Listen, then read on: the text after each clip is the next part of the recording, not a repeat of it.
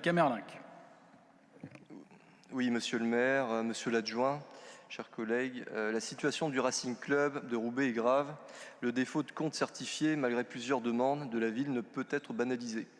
Lorsqu'une association reçoit des subventions importantes et occupe des équipements publics, elle doit respecter des obligations strictes et transparentes. L'argent public doit être contrôlé, mais la délibération que nous examinons ne concerne pas seulement une direction associative, elle aboutira de soi à la résiliation de la convention et à la fin de l'occupation des terrains. Ces conséquences toucheront directement les licenciés, les éducateurs, les bénévoles et surtout de nombreux enfants. Je demande donc que la procédure soit contradictoire, documentée et accompagnée d'un plan de continuité sportif. Combien de jeunes ont été reçus? Combien ont reçu une solution concrète? Quels clubs pourront les accueillir? Avec quels créneaux? Quels éducateurs? Quelles infrastructures et quels financements? Comment les familles seront-elles informées individuellement? La presse a également rapporté l'agression d'un éducateur lors d'un match de jeunes au Stade Martin il y a quelques semaines. Vous n'avez pas daigné répondre à la presse, il me semble de mémoire.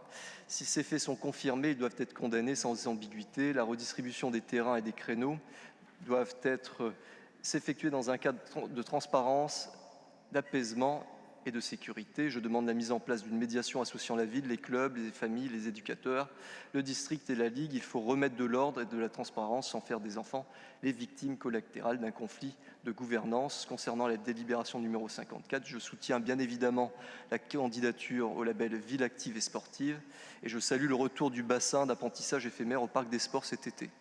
Mais un label doit correspondre à une ambition visible. Je propose que la ville engage une étude de faisabilité pour un véritable projet estival autour du canal, comme nous l'avons proposé, comme j'ai pu le proposer lors des élections municipales de 2020, puis en 2026 avec Madame Saya, Roubaix-Plage, avec une guinguette, des jeux d'eau, des espaces ombragés et à terme des bassins de nage flottant, filtrés et sécurisés pour les Roubaisiens.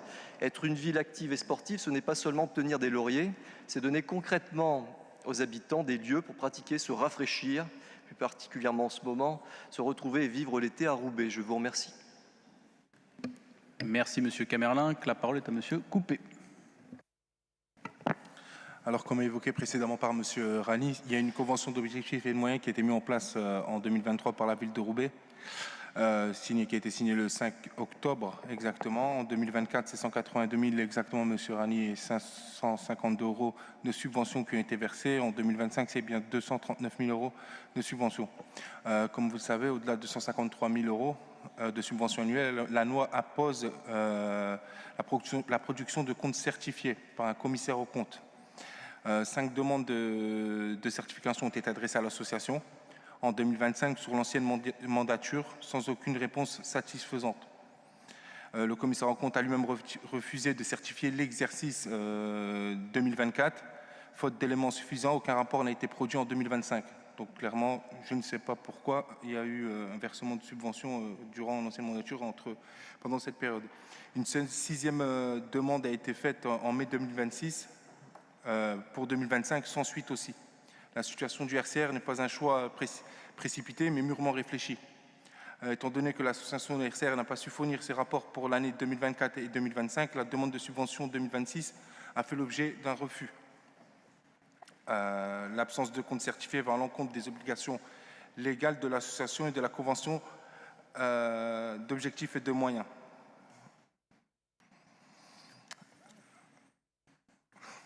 Excusez-moi. Hop.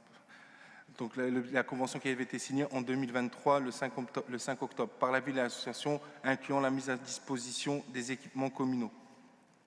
Pour revenir à ce que vous avez demandé au sujet des enfants, il y a des éléments, il y a des dispositifs qui sont mis en place, une académie de football municipale qui sera lancée par la ville de Roubaix en septembre pour les enfants de 5 à 9 ans, afin de laisser personne sur le côté. La ville travaille en parallèle avec un collectif de clubs pour mettre des stages de football durant l'été à partir du 7 juillet. Voilà.